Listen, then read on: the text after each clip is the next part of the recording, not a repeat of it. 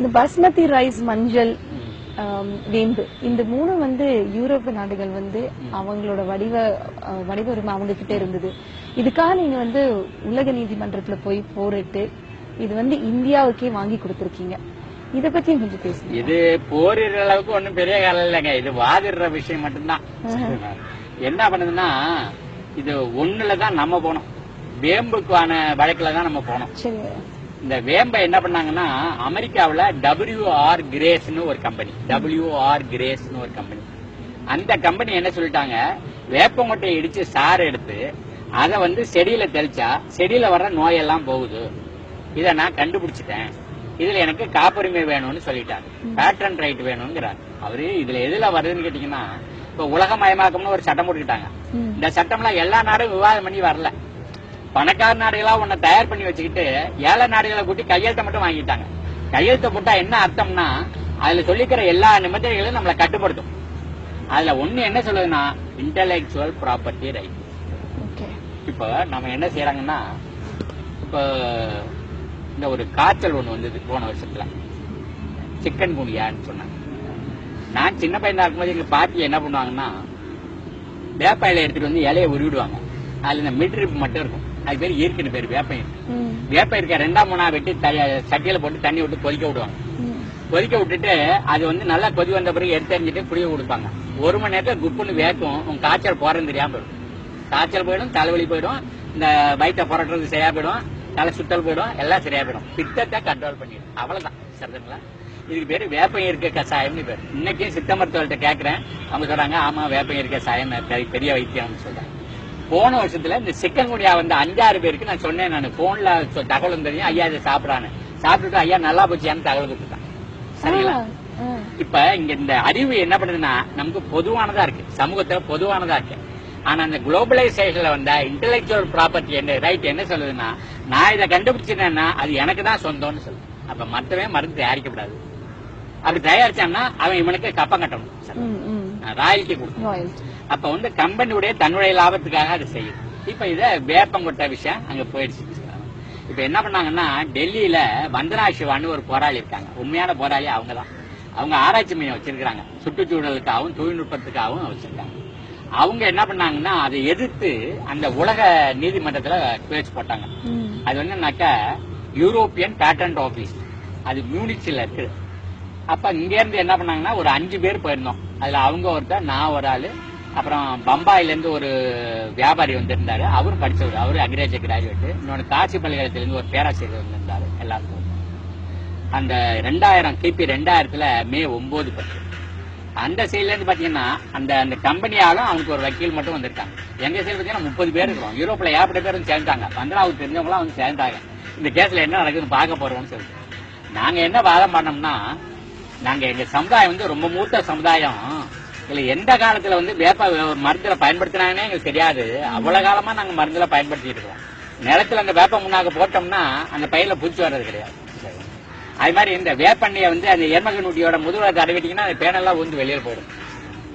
இந்த வேப்பம் கொட்டைய ஊசியில ஊத்தி நெருப்புல காமிச்சு அப்படி மூக்குல உறிஞ்சினீங்கன்னா அந்த தலையாக்க சரி அப்படியே இறங்கி முடியாது.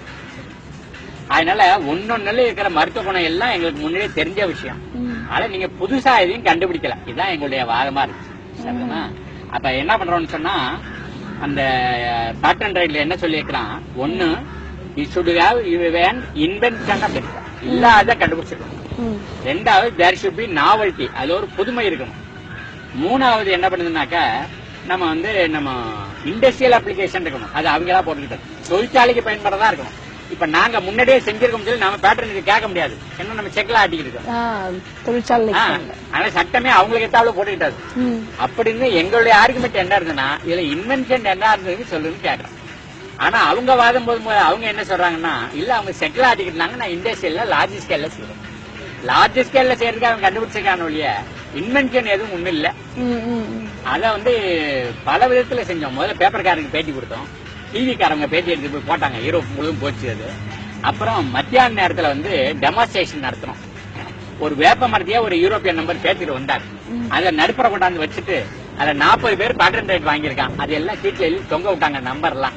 ஒவ்வொரு ஆளா போய் வெட்டினாங்க, இது எங்க சொத்து எங்க சொத்து, இதை காப்புரிமை யாரும் வாங்கக்கூடாது அப்படி சொல்லி வெட்டினாங்க. அப்புறம் கையில ஒன்னா வச்சுக்கிட்டு நின்னோம். ஒரு ஆள் கையில வேப்ப இலை இருந்தது.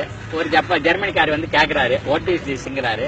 இது நீம் ரிலீஸ் சொன்னா, what for it is used அப்படின்னாரு.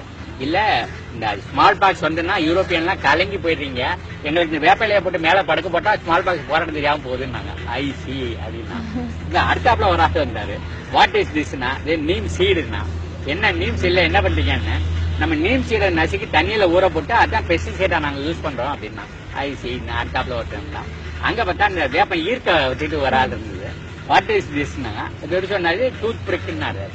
டூத் பிரிக்கு அப்படின்னா, ஆமா நீ வந்து ஹோட்டல்ல வந்து விறகு மாதிரி ஒண்ணு வச்சிருக்கிற, அதை குத்தினா ரத்தம் வருது, இதை குத்தினா வர்ற ரத்தம் நிக்கும் அப்படின்னாரு. சரி சரின்னா அடுத்தாப்புல ஒருத்தன் வந்தா, வாட் இஸ் திஸ்னா, this is neem oil, what for it is யூஸ்னா. இல்ல இந்த புண்ணுக்குன்னு பட்டீங்கன்னா நீங்க அதை செப்டிக் ஆகாம இருந்து என்னென்னவோ பண்றீங்க, நாங்க வேப்பெண்ணெய் தான் தடவுறோம், அது கம்ப்ளீட்டா கியூர் ஆயிடுது, அப்புறம் தேங்காய் எண்ணெய் போட்டு ஆக்கிடுறோம் அப்படின்னு சொன்னாங்க. அப்படின்ட்டு அடுத்தாப்புல வந்தாங்க. என் கையில குச்சிகளா இருந்தது, ஒரு கட்டு வச்சு நான் கையில, வாட் இஸ் திஸ்ன்னு கேட்டாரு.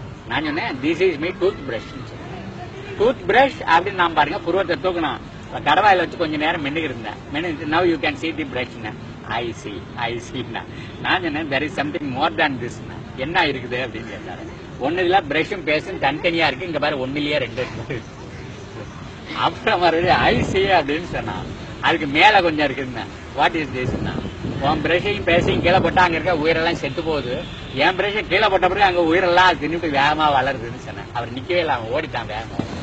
அதாவது என்ன பண்ணோம்னா, ஒரு உலக சமுதாயத்துக்கு ஐயா இந்த பொருள் மட்டும் எங்களது இல்ல, இது சந்த அறிவும் எங்களது, இது எங்களுடைய சொத்து, எங்களுடைய கம்யூனிட்டி ப்ராப்பர்ட்டி, அது இதை இன்டெலெக்சுவல் ப்ராப்பர்ட்டியா நீ மாற்ற முடியாது.